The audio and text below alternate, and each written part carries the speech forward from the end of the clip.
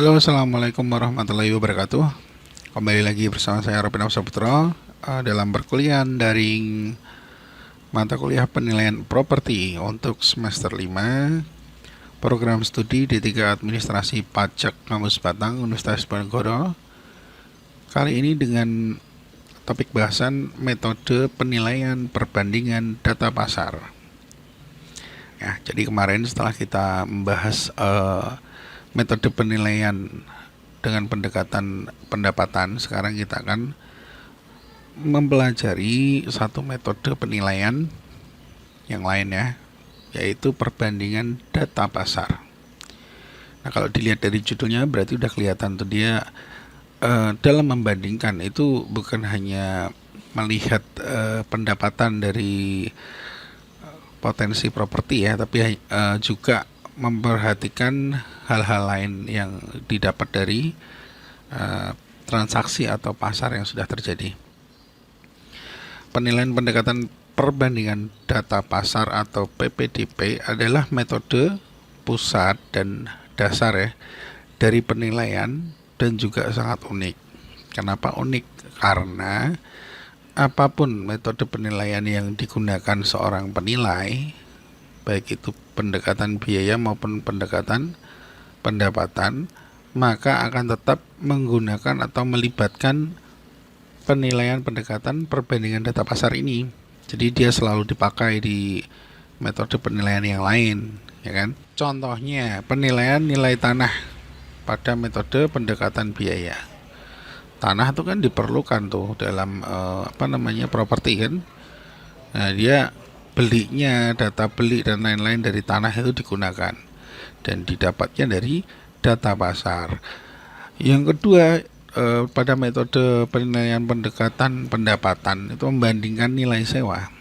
Nilai sewa itu adalah pendapatan potensial dari sebuah properti. Nah, ketika kita ingin membandingkannya berarti kita kan mencari ini daftar harga nilai sewa dari pasar ya atau transaksi. Nah, dasar PPDP. Pada PPDP, sistem yang dipakai menganalisa harga properti serupa. Menganalisa harga properti serupa itu maksudnya properti yang ingin kita nilai itu dibandingkan terhadap properti-properti yang memiliki karakter sifat ya mirip. Jadi sama lokasinya mirip, identik begitu ya. Nah, itu kita menganalisa harga properti serupa yang telah terjual di pasar.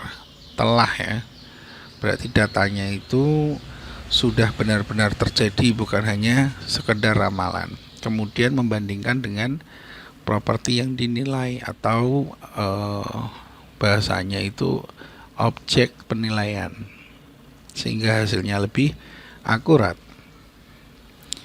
Metode ini adalah paling terpercaya karena satu, pembandingnya adalah data primer atau data sekunder langsung dari pasar. Jadi bukan hanya sekedar diramalkan atau diprediksi, walaupun ujungnya nanti tetap ada unsur subjektifnya berupa memprediksi atau meramalkan tadi. Nah, indikator-indikatornya pasti ada yang subjektif, tapi berdasar dari data-data yang objektif. Yang kedua, tidak ada landasan acak atau subjektif. Ini maksudnya pada saat mengumpulkan data ya, tapi waktu menganalisis tentu ada unsur-unsur subjektif. Next, prosedur PPDP. Yang pertama, penilai melakukan penelitian pasar atau riset pasar, baik itu bisa berupa transaksi penjualan, ya, pendaftaran, penawaran permintaan properti, ya, termasuk di dalamnya ciri-ciri, ukuran, kondisi fisik, lokasi, zonasi, ya.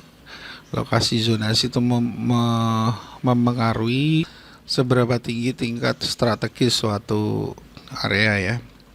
Kemudian yang kedua, memverifikasi kebenaran data. Jadi dia data-data yang diperoleh itu harus dicocokkan, harus dicek kembali. Kemudian adanya data tersebut itu terjadi secara alami atau terjadi secara terpaksa, atau hal-hal apa saja yang mempengaruhi itu harus dilihat ya secara menyeluruh. Ketika memilih properti pembanding yang paling relevan ya, paling mirip untuk dibandingkan dengan objek penilaian atau properti yang sedang dinilai. Yang keempat, bandingkan harga properti pembanding dengan objek penilaian. Lalu lakukan penyesuaian agar semakin relevan. Jadi properti pembanding, katakanlah objek penelitiannya rumah A.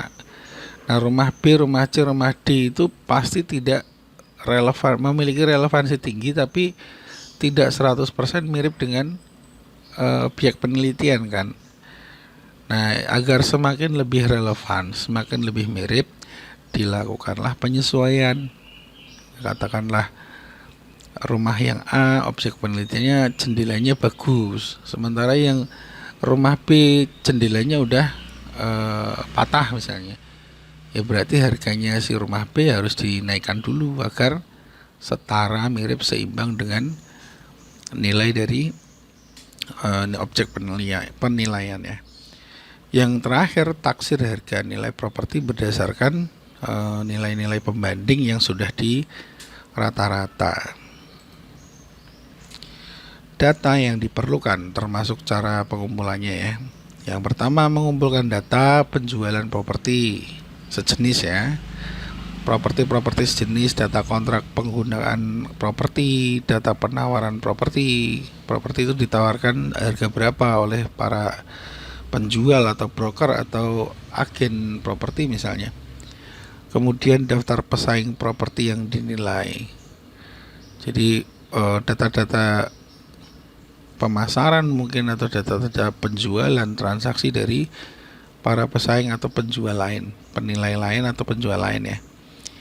Nah, data yang diperoleh dari histori pasar atau transaksi itu sifatnya terpercaya karena diambil langsung dari histori ya, berupa laporan, baik itu data yang ditanyakan secara langsung kepada narasumber maupun yang diambil dari sumber-sumber data. Yang ketiga, pemilik data-data ini adalah mereka yang memiliki data-data mengenai properti ini adalah salah satunya notaris ya, pejabat pembuat akta tanah, broker atau maklar ya, agen properti.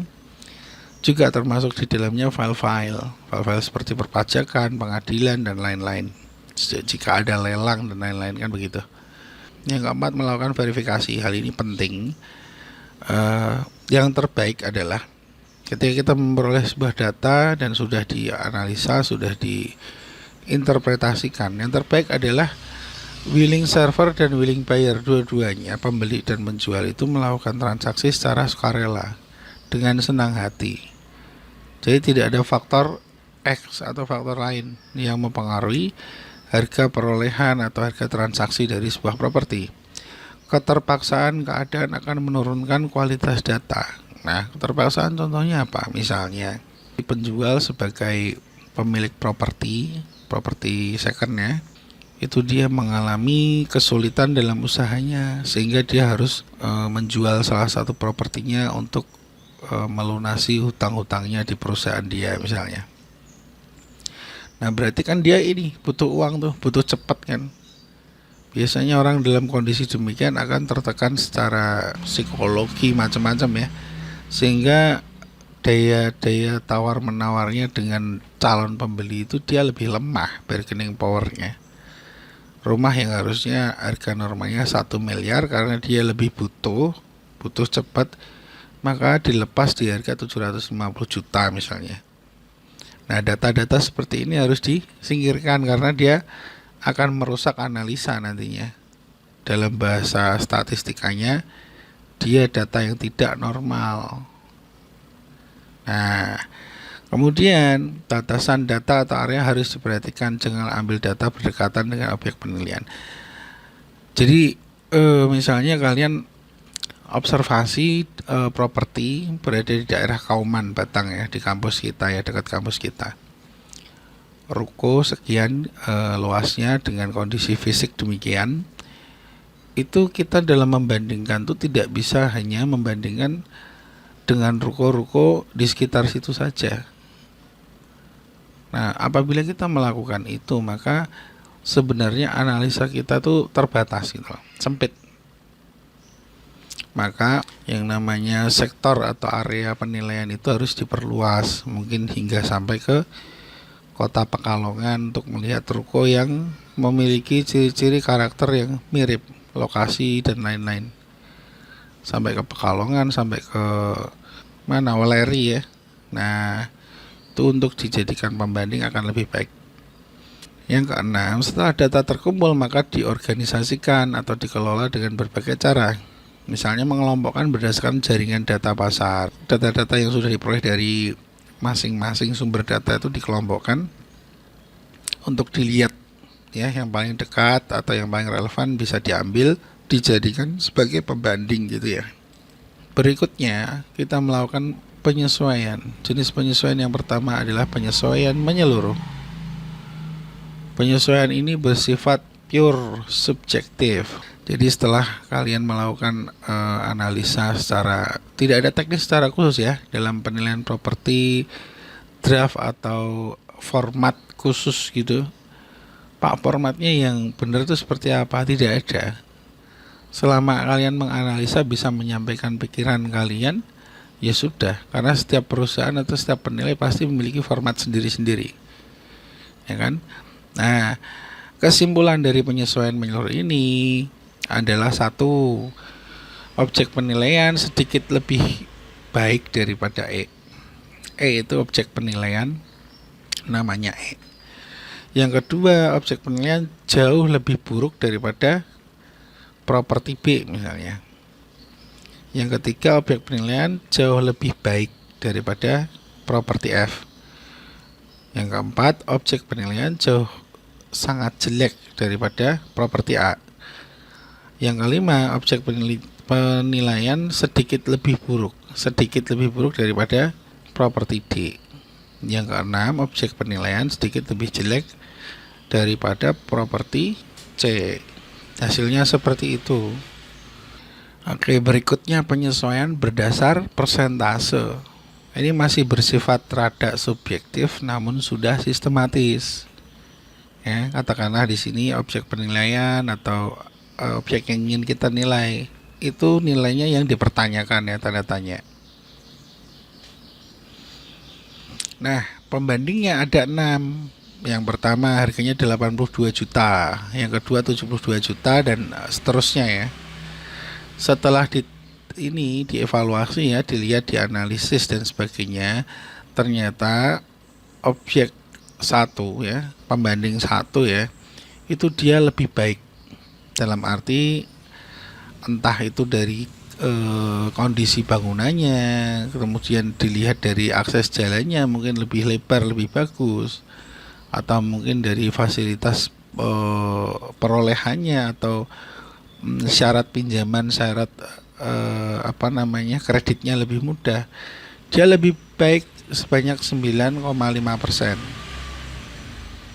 Nah, kalau dia lebih baik daripada objek kita, berarti dia kan harus diturunkan agar setara dengan objek penilaian. Paham ya? Menurunkannya seberapa? Ya 9,5%, karena dia lebih baiknya 9,5%, hasilnya 74.210.000. Begitu pula yang kedua, harganya 72 juta. Tapi pembanding 2 ini atau rumah yang kedua ini dia lebih jelek 6,5% dibandingkan dengan objek penilaian atau properti yang sedang kita nilai. Makanya dia harus kalau lebih jelek berarti diapain? Dinaikkan dulu ya. Nah, dinaikkan dulu sebanyak 6,5% dikali ini, hasilnya ini 76.680.000. Berikutnya pembanding ketiga, harganya nilainya 90 juta. Dia lebih baik ya. Mungkin kamarnya lebih luas ya, apalagi garasinya catnya baru, atau mungkin dia luasnya sama tapi yang ini memiliki taman kecil gitu, sehingga dia dianggap lebih baik sebanyak 17%. Agar setara dengan objek penilaian, diturunkan sebanyak 17% dikalikan nilai. Hasilnya 74.700.000.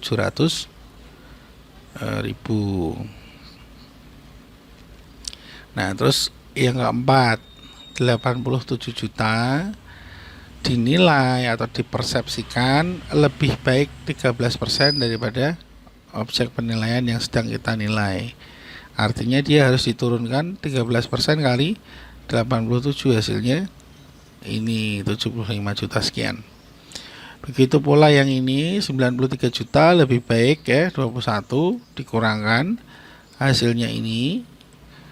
Dan yang ini 70 juta, dia lebih jelek. Lebih jelek itu harus dinaikkan agar setara dengan OP sebanyak 10% dikali ini. Hasilnya ini. Dari situ dijumlahkan, dibagi dengan kuantitasnya. Dapatlah rata-rata. Jadi nilai ini yang akan menjadi rujukan ini. 75 juta sekian ya. Berikutnya penyesuaian biaya. Penyesuaian yang dipengaruhi oleh penambahan pengurangan biaya terlebih dulu demi menyamakan kuantitas struktural.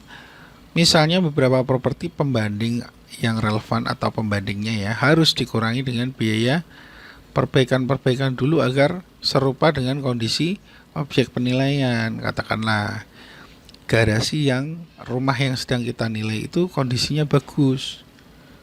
Masih bagus ya, catnya juga masih bagus. Sementara yang pembandingnya, salah satu pembanding, dia garasinya mungkin sudah mengeluh pasitnya karena hujan dan lain-lain. Ya dia berarti harus memasukkan unsur perbaikan ya, yang di objek pembanding yang pertama tadi, dia perbaikan untuk membuat garasinya agar kondisinya mirip dengan objek penilaian itu mengeluarkan biaya berapa kira-kiranya, itu kan harus dihitung ya kan, harus dikurangi biaya garasi karena di objek penilaian itu lebih baik misalnya. Ini contoh, salah ya ini ya, nggak apa-apa. Terus kemudian contoh lain itu dikurangi atau ditambah biaya furniture demi menyamai OP. Nah kadang tuh banyak ini ya properti yang dijual beserta isinya. Kalau objek yang penilaian atau objek yang sedang kita nilai itu memiliki furniture tertentu ya yang tidak dibawa oleh pemilik sebelumnya, sementara pembandingnya tidak memilikinya ya, itu harganya kan yang penilaian objek kan sudah ini ya termasuk including furniture-nya ya. Nah berarti yang pembandingnya juga harus ditambahi dengan besaran-besaran dana harga-harga furniture yang sama agar di analisis akhirnya itu mereka setara gitu. Nah berikutnya ini contoh dari penyesuaian biaya. Ini dari 4 properti ini adalah diasumsikan sudah paling relevan dengan objek penilaian. Nah ternyata kondisinya beda-beda. Ada yang beberapa bagian dari rumah atau properti itu lebih baik dan lebih jelek bila dibandingkan dengan konstruksi yang ada di objek penilaian.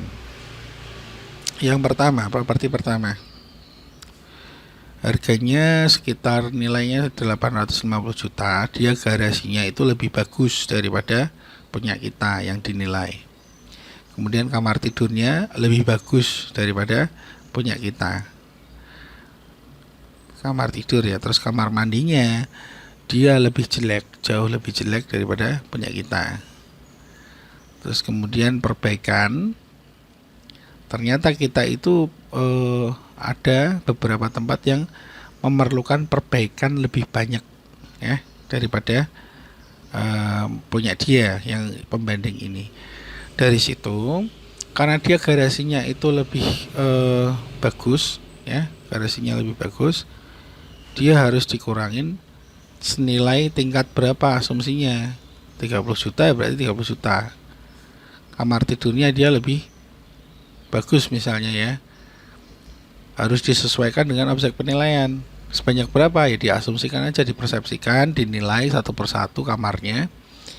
Ternyata ramalan kalian 25 juta, berarti dia dikurangi 25 juta agar mirip dengan kamar tidur yang ada di rumah kita atau properti kita tadi. Nah, terus kamar mandi dia jelek, lebih jelek berarti dia harus ditambah. Selisihnya seberapa menurut kalian? Apakah kerannya atau kemudian fasilitas-fasilitas yang terdapat di dalam kamar mandi rumah kita atau yang dinilai itu yang nggak ada di kamar mandi dia, bila dijumlahkan termasuk kualitas porselennya, kualitas bak mandinya, semuanya dihitung, ternyata dia butuh sekitar 35 juta. Nah, kerusakan, kita memiliki kerusakan lebih, dan itu kerusakan yang ada di properti kita membutuhkan perbaikan sekitar 10 juta. Berarti yang di dia dikurangi 10 juta gitu aja biar setara. Hasilnya penyesuaiannya 850 juta, dikurangi ini ya, semuanya hasilnya menghasilkan 820 juta. Itu kita lakukan untuk pembanding yang kedua, pembanding yang ketiga, pembanding keempat, dan seterusnya. Tinggal menggunakan berapa pembanding gitu ya, lalu di rata-rata. Maka inilah yang menjadi usulan ya, penyesuaian biaya yang dipakai pada penilaian ini. Nah, berikutnya penyesuaian perbandingan berpasangan. Perbandingan dengan menggabungkan unsur-unsur struktur dari masing-masing properti yang relevan dengan objek penilaian terlebih dulu, lalu mengkajinya. Nah, sebagai contoh ya, langsung ke real case ya. Objek penilaian itu terdiri dari rumah, kolam, garasi, carport ya. Ada ini carport kecil di depan gitu ya. Nah, sementara pembandingnya, yang namanya pembanding itu pasti sudah relevan, mirip, setara ya, tapi tetap harus dilakukan penyesuaian. Ternyata tidak semua rumah pembanding itu memiliki fasilitas yang dimiliki oleh objek penilaian, maka harus di breakdown. Pembanding A, dia terdiri dari apa? Carport, rumah, kolam. Berarti dia nggak memiliki nggak memiliki garasi ya. Nah, terus pembanding B, dia terdiri dari rumah dan carport aja, berarti dia tidak memiliki kolam, tidak memiliki garasi. Terus kemudian dari data C, dia rumah ada, kolam ada, AC ada, berarti dia nggak memiliki garasi dan carport, tapi dia memiliki AC, yang objek penilaian kita nggak memiliki AC. Yang properti D, dia terdiri dari rumah, AC dan garasi, berarti dia nggak punya kolam dan carport, tapi dia memiliki AC yang kita nggak punya, objek penilaian kita. Yang properti E terdiri dari rumah, garasi, kemudian tennis court. Nah, kita tuh nggak punya tennis court, tapi dia tidak punya kolam, tidak punya garasi, carport ya, tidak punya carport dan tidak punya kolam. Yang properti F, dia hanya terdiri dari rumah dan kolam, berarti dia nggak memiliki garasi dan carport, yang mana kita memilikinya. Dari situ kita bisa menyesuaikan. Tentunya nilai-nilai A, B, C, D, E, F ini ya, itu didapat dari data pasar, dan pastinya tidak selalu 100% sesuai gitu ya datanya ya, apabila digunakan untuk analisis ini. Namun melihat analisa-analisa yang dilakukan sebelumnya, kita memperoleh data penjualan ini tentunya sudah yang paling relevan gitu loh, paham ya? Nah, ternyata harga yang objek yang kita nilai tentunya belum ada harganya, belum ada nilainya. Maka dari itu kita ingin melakukan penilaian kan gitu. Ya, dari pembanding yang pertama atau A ya, carport, rumah, kolam itu harganya 820 juta. Sementara yang B harganya sekian, yang C harganya 900 juta. Nah, kita lihat apa perbedaan antara A dan B. Antara A dan B, carport ada, kondisinya pasti ya juga nggak ini ya, nggak akan sama persis ya. Tapi yang namanya penilaian itu kan pasti ada unsur subjektif penilaian. Akan dikurangin berapa persen dan lain-lain, tadi juga sudah dijelaskan kan di depan. Nah, rumah juga ada. Dia nggak punya kolam. Dia nggak punya ini. Nah, dari situ diasumsikan dengan mengurangkan nilai ini dengan nilai ini dikurangkan, itu akan menghasilkan prediksi harga kolam. Ya, harga kolam renangnya 100 juta. Next, membandingkan A dan F. Bedanya A dan F apa? A ada rumah, F ada rumah. F ada kolam, A juga ada kolam. Nah, dari situ apa yang nggak ada, dia F tuh nggak punya carport, hanya carport. Kita bisa mengurangkannya. 820 juta dikurangi 780, itulah nilai prediksi dari carport, yaitu 40 juta. Itu ya. Next, beda C dan F. C rumah ada, F rumah ada, kolam ada. AC itu dimiliki oleh C tapi F nggak memiliki AC, air conditioner. Dari situ dikurangkan 900 juta, dikurangi 780 juta, menghasilkanlah dia prediksi nilai AC, yaitu 120 juta. Sudah. Kemudian membandingkan apa lagi? Kalau masih ada yang bisa dibandingkan dari ini, maka dibandingkan. Tapi kalau sudah tidak ada, maka membandingkan dengan hasil analisa yang ini. Bisa ini dengan ini, atau ini dengan ini. Ya. Oke, berikutnya kita akan membandingkan hasil analisa tahap awal ya dengan data yang sudah diketahui. Dengan melihat properti C pembanding ya, properti pembanding C ini, kita ingin mencari nilai rumah ya, nilai rumah. Kita mencari nilai rumahnya, di mana nilai kolam renang dan nilai AC itu sudah diketahui ya. Artinya bahwa nilai total properti C ya ini dikurangi dengan nilai kolam dikurangi dengan nilai AC, itu menghasilkan nilai rumah saja sebesar 680 juta. Ya kan? Kita compare ke data yang lain, pakai data pembanding F. F itu terdiri dari rumah dan kolam. Kolamnya udah diketahui kan nilainya ini 100 juta, berarti 780 juta dikurangin dengan 100 juta, 680 juta. Sama ya. Nah, di case nyata, di dunia nyata tentu hasilnya bisa beda, tapi akan selisihnya akan sedikit. Katakanlah yang sini 685 juta, yang sini 680 juta katakanlah. Karena itu juga akan dipengaruhi dari kualitas atau akurasi data ini. Waktu kalian ngumpulin dari pasar ya atau transaksi, semakin akurat hasil data yang kalian peroleh, semakin akurat juga hasil analisis yang berikutnya. Nah, berikutnya kita mencari garasi ya, yang belum ada garasi. Karena di sini ada garasi, di objek penilaian kita ingin mencari nilai garasi. Kita menggunakannya adalah properti D. Properti D itu terdiri dari rumah, AC, dan garasi. Ya.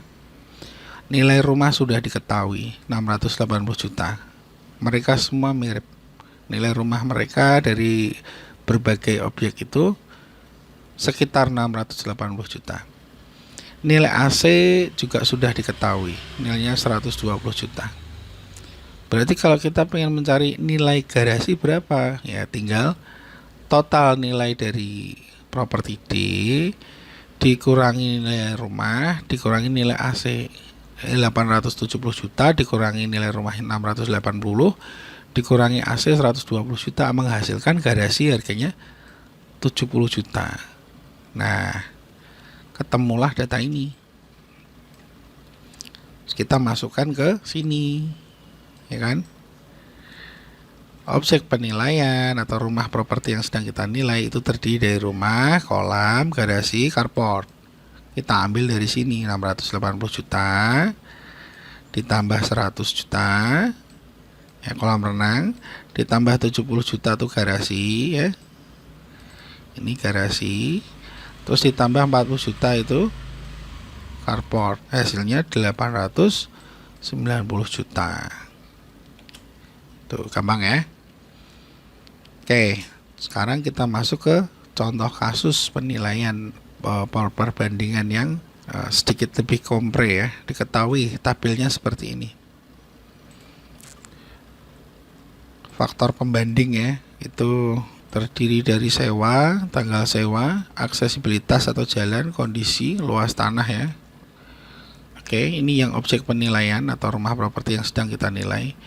Ini pembandingnya, ada 3 properti relevan yang mirip yang sudah disiapkan.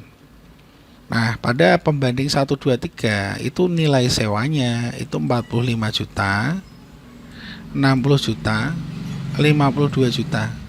Sewa kita, objek yang dinilai belum diketahui. Kita ingin melihat berapa nilai sewanya, kan gitu. Nah, kemudian yang sudah berjalan tanggal sewanya kita now, artinya belum. Yang di objek 1 dia sudah berjalan 1 bulan dan objek 3 1 bulan. Yang ini objek pembanding 2 dia sudah berjalan 3 bulan. Dengan kondisi aksesibilitas atau jalan itu di properti kita baik, di objek 1 dia sangat baik, yang di objek 2 dia baik, sama seperti kita, mirip-mirip punya kita ya. Yang ketiga ternyata lebih buruk daripada punya kita jalannya atau aksesnya, mungkin sempit atau mungkin menyusahkan, begitulah. Kemudian kondisi rumahnya atau propertinya punya kita asumsikan cukup nilainya, itu sama identik dengan objek 1, dia juga kondisinya ya cukup bagus lah, cukup aja. Ternyata di objek 2 dia kondisinya lebih baik daripada punya kita dan punya objek penilaian 1 ini. Nah, yang ketiga dia kondisinya lebih buruk. Itu kan asumsi subjektif semua, itu penglihatan mata, observasi mata ya. Nah, ini luas pakai data terpercaya, karena luas itu kan bisa dilihat dari surat-surat yang ada ya. Punya kita objek yang sedang dinilai itu 120, yang 1 110, yang 2 135, yang ketiga itu 115. Kita ingin menilai yang ini dengan membandingkan ini. Nah, jadi soalnya tingkat sewa itu per bulan meningkatnya 0,25%. Ya. Kemudian perbedaan rata-rata tiap daerah atas faktor aksesibilitas adalah 12%. Ini masalah akses jalan itu perbedaannya dianggapnya 12%. Kemudian estimasi biaya upgrade kondisi ya, kondisi yang nggak bagus itu upgrade-nya sekitar 4-6% dari nilai total ya, nilai total dari properti maupun nilai sewanya. 4-6% kita ambilnya, diasumsikan kita ambilnya 5% aja seolah ya, dianggap begitu, diasumsikan nilai tengahnya 5%. Nah, dari situ kita membuat ringkasan penyesuaian yang ini ya. Itu di objek penilaian kita, sewanya 1 bulan, aksesnya baik ya, ini ringkasan aja, kondisinya cukup, ini cukup ya. Terus kemudian penyesuaian per meter persegi ya, ini luas yang kaitan dengan luas 120. Nah, itu objek yang sedang kita nilai. Kemudian objek pembanding pertama. Objek pembanding pertama dia sewanya berapa? 1 bulan ya, baru 1 bulan. Nilai sewanya 45 juta, ya kan? Nah, kondisinya akses sangat baik. Kondisi akses sangat baik, kemudian kondisinya cukup ya. Nah, nilai sewanya segini.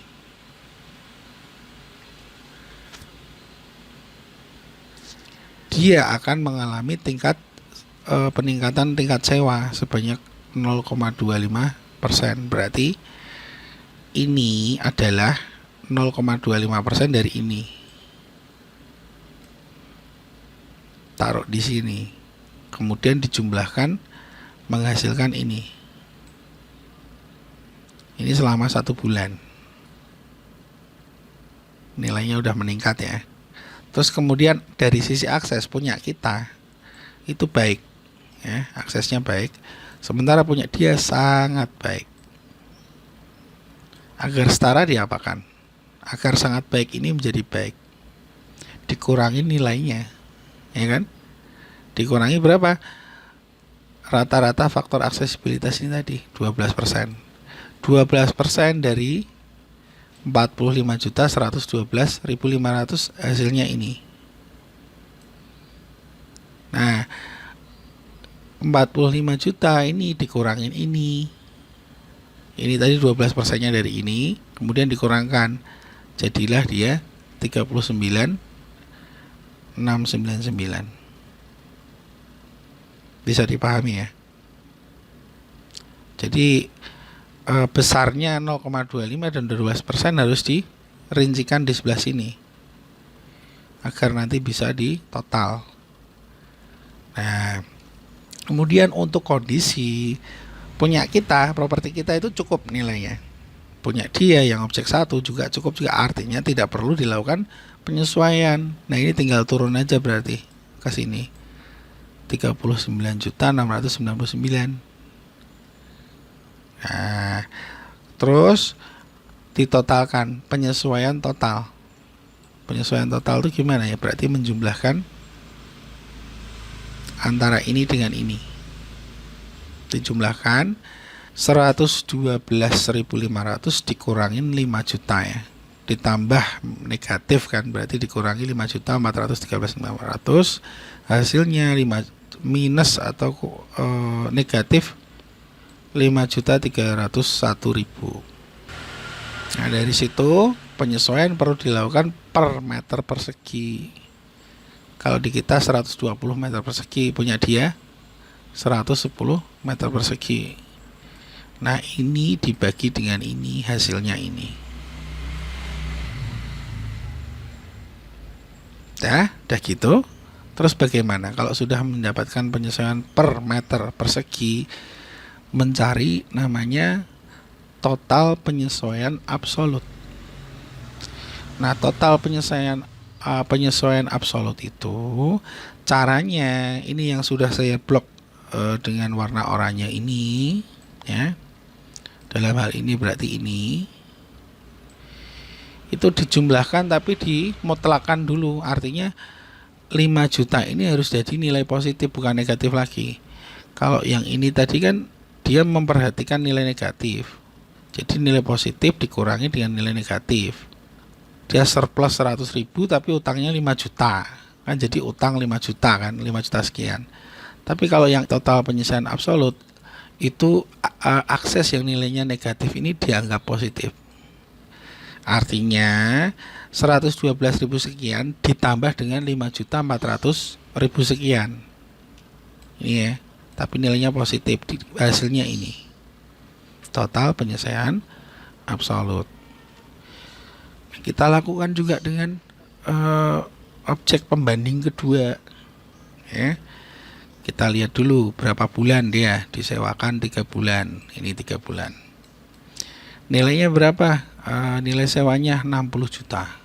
Ini 60 juta ya kan?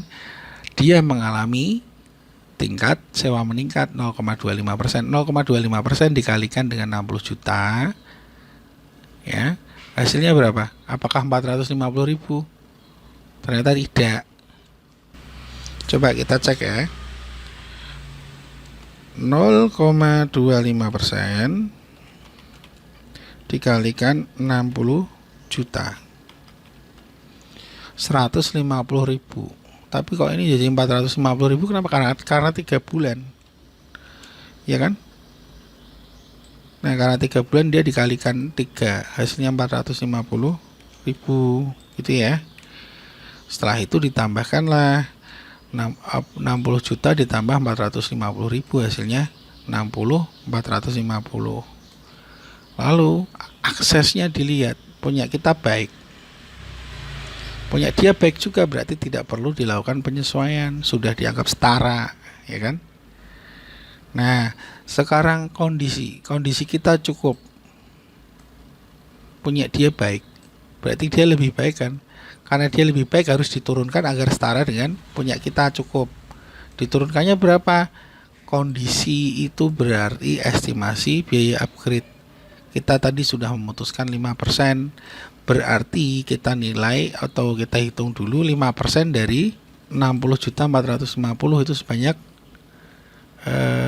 ini ya. Sebanyak ini. Sifatnya mengurangi atau negatif karena dia lebih baik daripada cukup. Baik itu lebih baik daripada cukup. Makanya harus dikurangi, makanya nilainya negatif. 60.450.000 dikurangi dengan hasilnya 5% itu tadi. Ini hasilnya 57 juta sekian. Udah, lalu kita totalkan menjadi penyesuaian total. Kalau kita penyesuaian total itu belum dimutlakan, artinya yang negatif ya tetap aja negatif. Nah, ini caranya menjumlahkan ini dengan ini. Positif atau surplus 450.000 dikurangi minus 3 juta, hasilnya 2.500.000 sekian. Nah, terus luasnya berapa? Luasnya 135, ya kan? Kita pengen cari per meternya, berarti ini dibagi dengan ini, hasilnya penyesuaian per meter persegi. Sudah selesai, sekarang mencari total penyesuaian absolut. Kita bicara mengenai absolut, maka ini harus menjadi positif dan dijumlahkan dengan ini. 3 juta ditambah 450.000, hasilnya 3 juta sekian. Itu ya, gampang ya. Begitu juga yang objek pembanding ketiga, itu sama dan menghasilkan total penyesuaian absolutnya 9.300.000 sekian. Dari situ dipindahkan ke tabel bobot kesamaan. Ini untuk objek pembanding 1, pembanding 2, pembanding 3. Ini masuk ke sini, yang ini masuk ke sini, yang ini masuk ke sini. Ditotalkan, ya, dijumlah, hasilnya ini. Dari situ kita bisa menghitung kolom proporsi. Caranya gimana? Yang ini objek penilaian pertama, 5 juta dibagi dengan 18 juta, ya, hasilnya 0,3. Begitu pula ini yang objek pembanding kedua, dibagi dengan 18 juta, hasilnya 0,19. Begitu pula yang ketiga, 9 juta dibagi 18 juta, hasilnya 0,51. Setelah itu kita mencari kolom yang kebalikan. Caranya gimana? Dibalik. Jadi ini dibagi dengan ini menghasilkan ini. Ya. Kemudian ini dibagi ini yang kedua menghasilkan ini. Terus kemudian yang ketiga ini dibagi dengan ini, hasilnya ini. Lalu ditotalkan, hasilnya ini. Ya, yang ini juga ditotalkan tadi, hasilnya ini, yang ini ditotalkan, hasilnya ini. Nah, yang terakhir membuat kolom yang ke ini bobot sewa ya. Caranya gimana? Itu dengan membandingkan atau membagi ya. Yang kita pakai itu kolom ini, diperhatikan sama baris yang ini.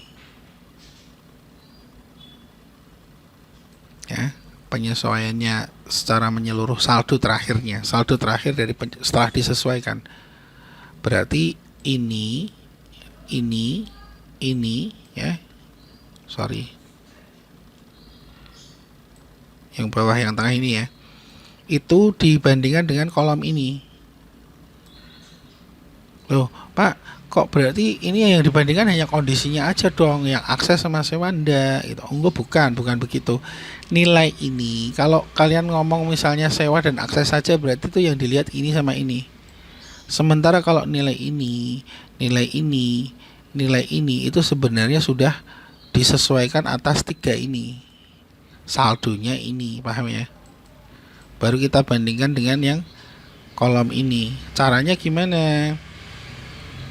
39.699 juta 39.699.000 dibagi dengan ini yang pertama 0,3, hasilnya 11 juta sekian. Kemudian yang ini, sekali lagi nilai ini bukan mencerminkan hanya kondisi, bukan, tapi dia setelah dipengaruhi oleh tiga ini ya. 57 juta dikurangi atau dibagi ya, bukan dikurangi, dibagi 0,19, hasilnya 10.800.000 sekian. Yang ketiga, pembanding ketiga 61.300.000 dibagi dengan 0,51, hasilnya 31 juta sekian. Sudah bisa ya dipahami ya.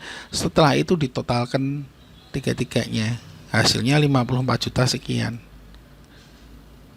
Nah, itulah estimasi akhir dari penilaian objek penilaian ini ya. Dibulatkan menjadi 54 juta. Gampang ya? Itu tadi yang bisa saya sampaikan untuk perkuliahan penilaian properti hari ini, kali ini penilaian berdasarkan data pasar ya. Semoga bermanfaat. Terima kasih atas segala perhatian. Mohon maaf atas segala kekurangan. Jangan lupa dikerjain responsinya ya. Mungkin di kolom komentar, mungkin saja di kolom undip. Salam sehat, salam bahagia. Assalamualaikum warahmatullahi wabarakatuh.